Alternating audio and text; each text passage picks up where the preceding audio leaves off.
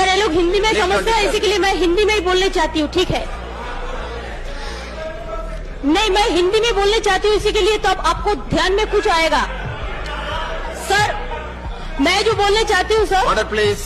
Identity card के बारे में जो सवाल उठाया है इधर में, मैं उसको बारे में कुछ नहीं बोलने चाहती हूँ, लेकिन एक बात जरूर कहना चाहती हूँ कि आइडेंटिटी कार्ड होना जरूरी है सिटीजनशिप के लिए, और इसको हम लोग पूरा तरह से समर्थन करती हूँ और करते जाऊंगा। और सिटीजनशिप राइट बनाने होगा एक कंट्री में, और नहीं होगा तो ये सब बूथ रिगिंग करके कैप्चर करके और मनी पावर मसल पावर, आज जो माफिया पावर है, इसमें इलेक्शन नहीं होने वाला है आने वाला दिन में, इसके लिए मैं इसको सपोर्ट करने चाहता है। আইডেন্টি কার্ড নিয়ে উনি কি বললেন আপনারা সবাই শুনতে পেলেন।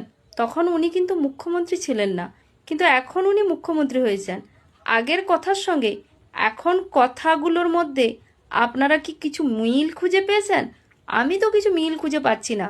আপনারা যদি পেয়ে থাকেন অবশ্যই কমেন্ট করে জানাবেন।